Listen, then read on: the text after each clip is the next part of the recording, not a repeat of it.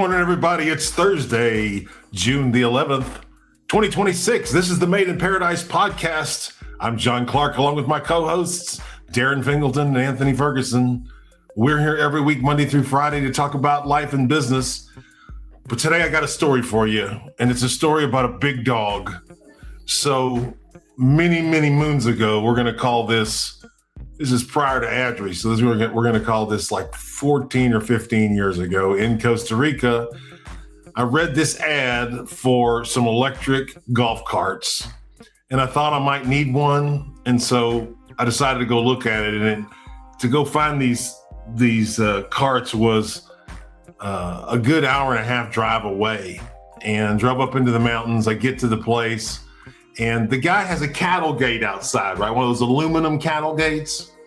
And that's the gate to get into his property.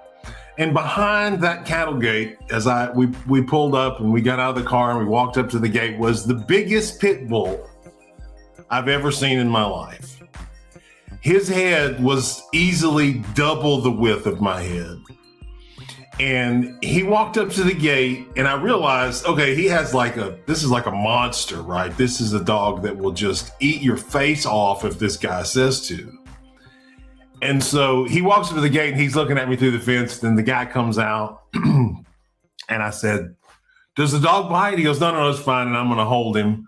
And so I said, okay. And so we come inside, and I comment about the dog, how big he is, whatever. Will he let me pet him? He goes, well, he just says, just try and see how he feels. So I said, okay. Okay. And so I pet him, and I was really, he got along just with me fine. And there was no animosity or anything between me and the dog, whatever. And I said, what's his name? And he said, Oh No. I said, Oh No? I said, is that like a Japanese name or something like that? He goes, No. He goes, that's what the guy who breaks in my house says when he sees this dog. Oh No. And everybody laughed. Ha ha ha ha ha ha. So we go to look at these electric cars, and then we get in one, we take a trip, and we come back, and we go back inside the yard, right, or whatever, and we're sitting there talking to the guy, and the dog is there just a couple of meters away from us. And in just a flash of a moment, the dog jumps up, runs towards the gate, right beside the gate where the barbed wire fence is.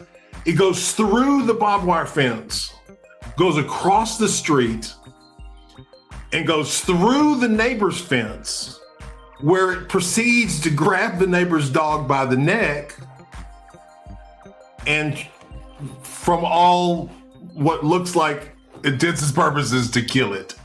I mean, and this all happened, just in a moment, and just in a moment, like we were just standing there, and then boom, and the neighbors are coming out, and the dogs are fighting and screaming, and people are screaming. And all of these people that we were with, this whole family, there's three of them, and they're all screaming, "Oh no, oh no, oh no, oh no," like over and over and over again. And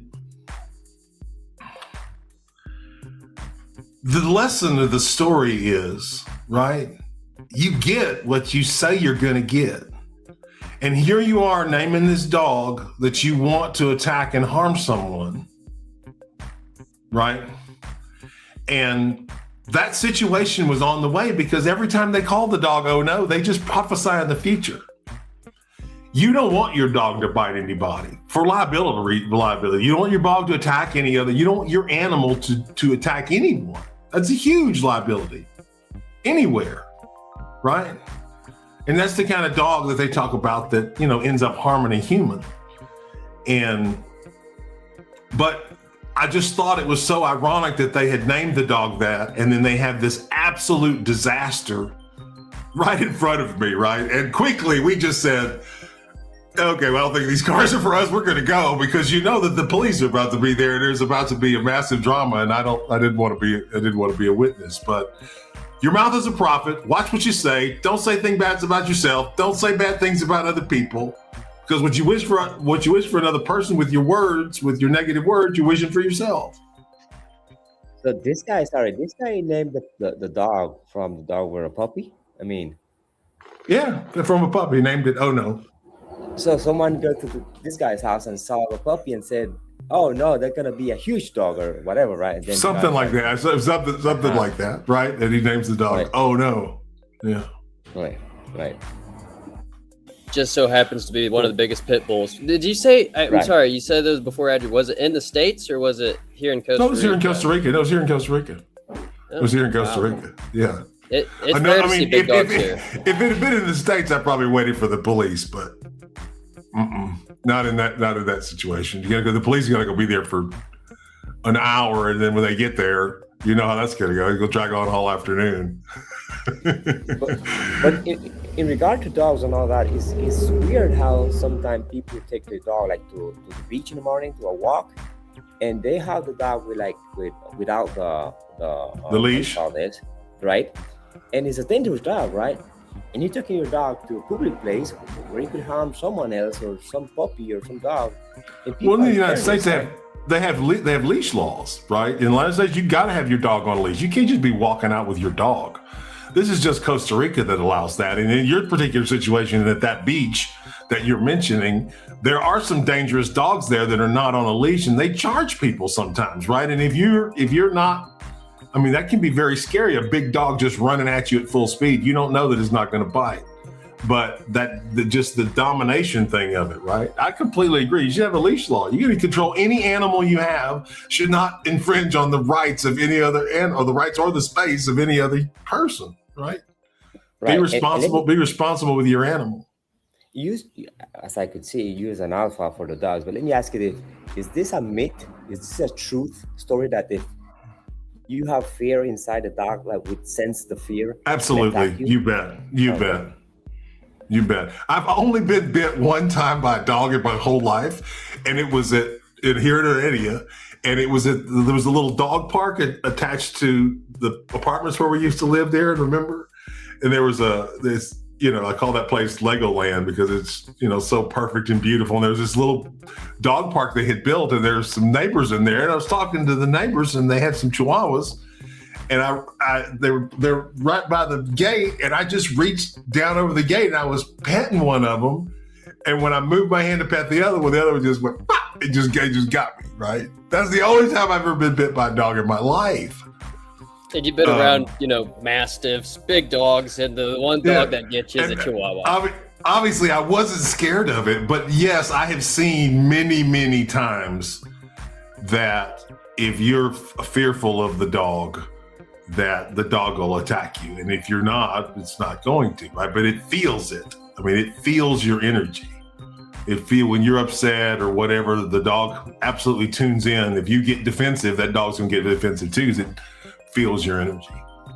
What I hate is like when you go and visit someone, a friend or whatever, and he has this amazing dog, right? People, whatever, and the dog is loose in the yard, right? And he was like, come in, and you have the gate, and he's like, no, there's a dog. No, come in, feel free, come in.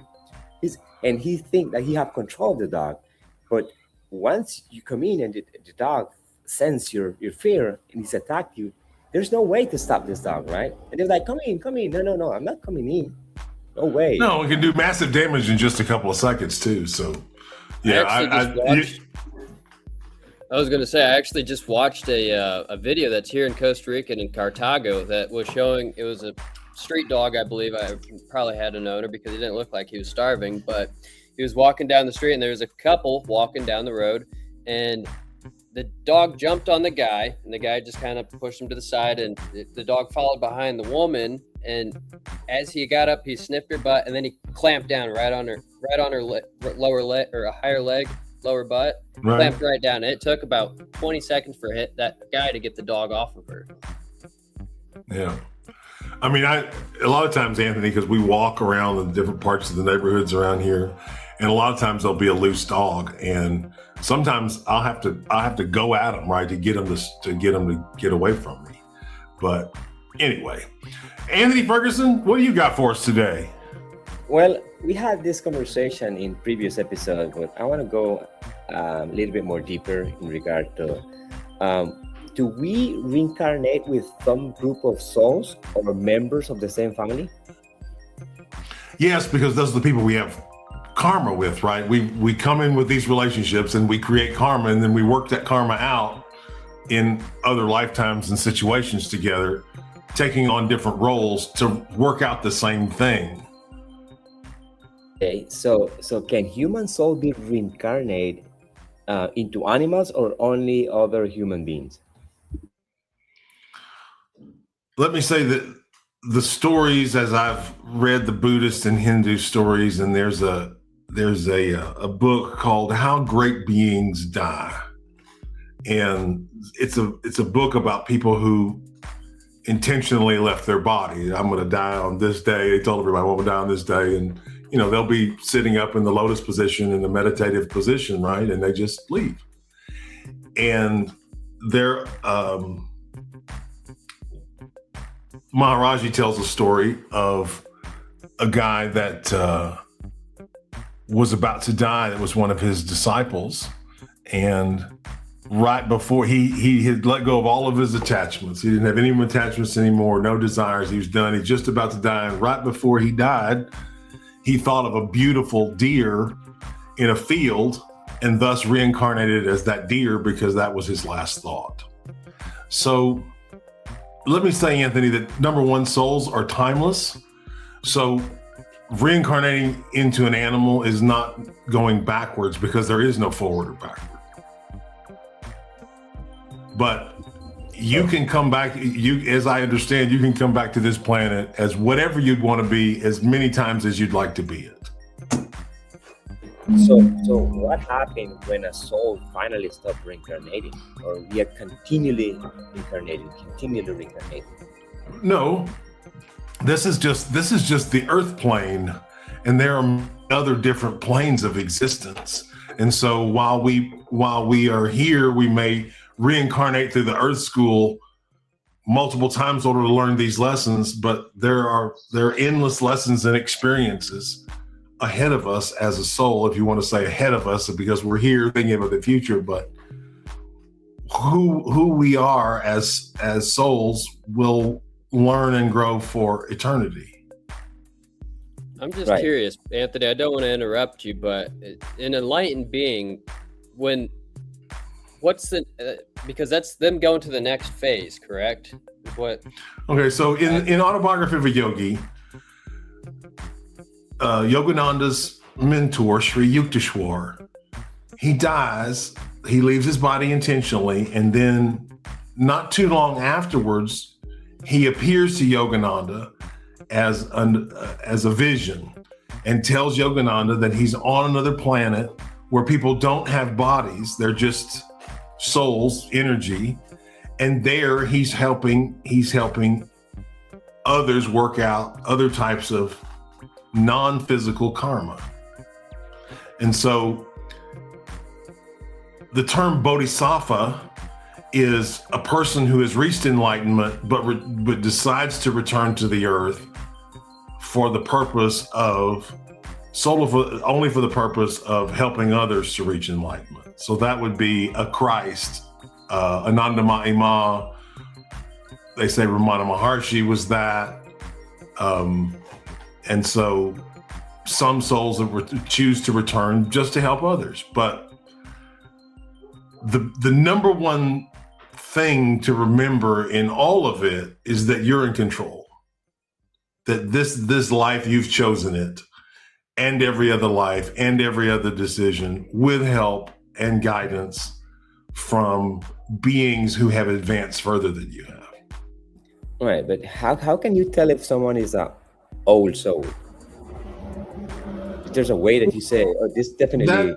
That seems to be applied to people who seem to have wisdom beyond their years. Do you agree with that? I agree. And so we see people who we call them, the word is escaping me, but they're seem to be born with unusual talent. That word will come back to me in a minute.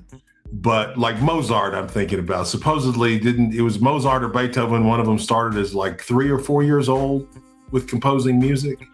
And so I think that with a lot of us, we retain the tendencies and some of the maybe artistic abilities of our previous lives.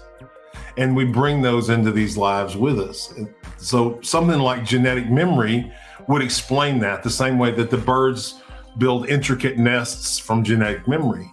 We don't really know much about genetic memory in humans and what gets carried from one generation to the next. So you have both of those things, right? You have a soul that's carrying tendencies with it from one lifetime to the next, and then you have a body, a physical body with genetics that's recording genetic memory and passing it to its ancestors, or its not ancestors, but it's okay, one more offspring. Sorry, one more question. So why do you think we forget our past life when we reborn? Because it wouldn't help us to have all that information. We wouldn't be able to learn the lesson.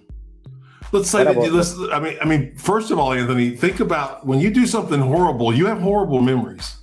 If you talk about the people, when they interview people who have been killers and assassins and stuff like that, and they say that everybody you kill is always with you. Now, imagine if you had been that kind of a person in another lifetime, and now here you are in this lifetime trying to adjust your soul to be nonviolent, and you have those memories. Right, but there's people that they recall that I was this person, or I get this injury. Absolutely. So how in some people's work, and then other people's seems like they completely. You mean so it's how's it helpful for some people and for other people it's not? Right, because for example, you said in previous episodes that to stop reincarnating, you have to learn the lesson, right? But how can we learn the lesson if we cannot recall what was the mistake, right? Because you're back in the same circumstance, given the chance again to make the correct decision. But what we talk about karma is a situation that's reversed, right? I mentioned before about in one particular book with past life regression, this woman had the two children who both had severe learning disabilities, right? They both had severe autism. And then when they did the past life regression, they found out that both of her children had been Nazi prison guards, right? And in World War II, and abused a whole lot of people. So you can see now the situation is completely and utterly reversed, right? And so that's for the soul to learn. So it reverses positions, and reverses positions, and through the contrast, learns. But to remember everything from all of our past lives, we wouldn't be able to process it.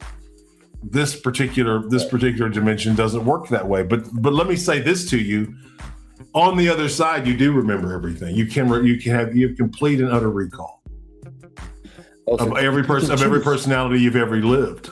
Yeah. So once you shift to the other side, can you choose to come back, or definitely once you learn all the lesson, there's some special being? You can come back at any time you want to come back. So then can you choose, for example, I want to come back as a musician and be the greatest musician in the planet, for example? Oh, great. I see. Whatever you want to do, every desire, no matter what it is going to get exhausted before you stop reincarnating in this earth plane. So you get to do it until you've exhausted every possible thing you want. You could want to be a trapeze artist like Darren. Darren Fingleton, we're at the 19-minute mark. What do you got for us today? I had another question going back to what Anthony said, and I can't remember who his name was, but he was an enlightened being that enlightened a cow in India. That's Ramana Maharshi. Okay. I was just curious. Ramana Maharshi enlightened his cow. So the cow jumps over the human existence. And so you say, well, what is enlightenment, right? What's in the cow that goes on? They could skip the whole class. It's what we call it clapping out, right? It's like you're taking a test and you're passing out a whole grade. How does the cow pass through? And so what it is that cow had enough love in its soul to not have to take this class. And how do you think people are going to hear that, Darren, right? And they think this is absolute crazy talk. So Go investigate the story, Read it for yourself. If you don't believe it, yeah, okay. I mean, it's not like I'm saying you need to believe this to have salvation. But for this guy who demonstrated thousands of times that he knew everything about everybody, right? You could just tell everything about everybody, no matter where they were on the planet, right? At any given time. He had squirrels that he let live in his bed. Did you know that? I did not know. There were families of squirrels that would generate. They just let him live there. He didn't mess with them. And he has this cow, and apparently lots of people met that cow. So, work your conscience. Right. I'm just curious though what he saw in that cow to be able to, and then to say that, I've enlightened this cow so that he never has to come back and jumps through all of it. Does he mention anything? Not him, and her. Yeah. Does he mention? I've read the stories about it before, but I don't recall it. But it's very intriguing, right? Because why does he even need to say it? It's not like he was a guy that tried to draw attention to himself, right? He was just like Maharaji. He stayed in one place, so you knew where he was, but the word about him spread naturally. There was no marketing team or any of that, right? He also believed that below the mountain Arunachala, he also said that there was a whole world there where saints lived. But that was one of his more outlandish statements. Right. Interesting. Well, do we want to go into my topics? Because we're getting let's do that. Let's go. All right. What do you got? So I don't want it to be controversial, but I mean, we are living in 2026, so everyone has their opinion, and I've been thinking about this for a while now. What do you think it means to be a man in 2026, John? Well, everybody has a different opinion of that. Exactly. The Atlantic, I think it's the Atlantic, maybe it's the New York Times, has got an expose out on Andrew Tate right now and his particular version of masculinity, what he calls masculinity. And I don't, that would not be a definition that I would give you. No. Men are very different from women, and we both should have equal rights, but I think that being a man is doing what Maharaji said. If you're a man and you're a family, you need to be the leader of that family, and you lead with love. You're a servant leader. That's who you are. That's what I think it is to be a man. When I was very young, in my 20s, I used to be a member of this organization called Promise Keepers. And it was a Christian organization. They would have these huge events in stadiums. And the guy that was the founder of Promise Keepers, he was asked one time, he was asked a question one time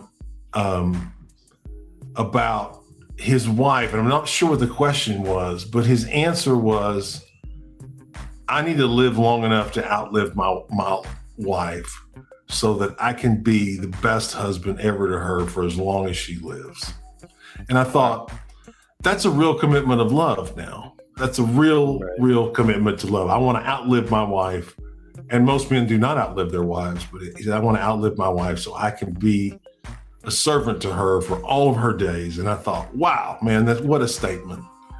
And so I think that a man should lead in his home. I think there needs to be a leader in every organization, and the family's one too. And that doesn't mean barking orders, and that doesn't mean telling people you need to obey me. It means to develop the people who are underneath you. And you can only really change a person with love. That's the only way that the heart really changes, right? And the heart controls the mind. But I think I hear a lot of people talk about toxic masculinity, and that seems to have a lot of definitions too. We have a lot of young men who don't know how to speak to young women. I think if you wanted to listen to somebody talk about what it means to be a man in today's society in a non-spiritual, non-religious way, Scott Galloway. I'm extremely impressed with him. I listen to him constantly. I'm in the middle of listening to his podcast from a year ago with him and Trevor Noah, where he's talking about that very thing, what it means to be a man. And he talks a lot about what it means to be a man in contrast to women, because there's so many young men today that they don't see a future. And, you know, it's good for a lot of people to get married and have kids. It is. They become stable. I've seen this happen my entire life. You have a guy and he's a party guy and whatever, and he gets married and has a couple of kids and gets him a good job and settles down. Not everybody, but it's good. It's a good way to live life. And of course, I've done that and raised kids and so on and so forth. But, you know, Scott Galloway, highly recommended. And who was the one that taught you how to be a man? And do you think it was a good lesson or a bad one? I'm going to say my best male influence was Brooks, my mentor. He was the person that really, really taught me about that and how to be a man with no violence involved, how to be a man in a difficult situation as a police officer and to avoid violence, right? Which you couldn't always avoid it, but he did everything in his power to avoid it. And I think those were some of the best lessons of my life, just about how to be a man. And I was so proud of him because he went out and helped people that couldn't repay him in any way, right? Like John talked about on our last episode, right? He's just out helping poor people all the time. And, you know, he was the leader to those people, right? He led them with love. Yeah. Exactly. And do you think a man can be truly vulnerable and still be respected? Absolutely. I mean, but a lot of people don't respect wisdom, especially men. There's a lot of men that have no respect for wisdom or even authority, right? Someone that knows something. They just don't have any respect for it whatsoever. But, you know, you just saw me get emotional a moment ago. Right. I have a lot of people that respect me, but exactly. and for that reason, because I really just try my best to tell you the truth about how I feel. But in certain circles, no, it wouldn't be respected. Exactly. I think that concludes my segment for the day. All righty. Well, we know what it's time for. We do. This is the Made in Paradise podcast, sponsored by Proven Performer, where we do big closeout deals. We're here every week, Monday through Friday, usually in the morning. We're available on YouTube and Facebook and Instagram and even TikTok. So, you know, like and subscribe. We're going to start bringing you some great guests here shortly in the future. But right now, we're going to talk about deals. And our deal of the day, again, on a great brand, Dove Pro Series Institutional 500 milliliter. These are not travel size. 500 milliliter Dove shampoo, lotion, body wash, and conditioner. 2 locations in Sacramento, California, and in Alabama. Between both locations, 167,000 units combined. 500 milliliter, again, nice big size up with the pump. Your price, $1.50. Wow, really cheap. Doesn't have to be a take-all. Let's talk about what you need. 167,000 units, Dove Pro Series, 500 milliliter, $1.50. Reach out to us at the phone numbers below on WhatsApp or email us. We'd be happy to send you the details on this great deal on Dove. And thanks for watching. And we'll see you again tomorrow. Have a great day. Bye, guys.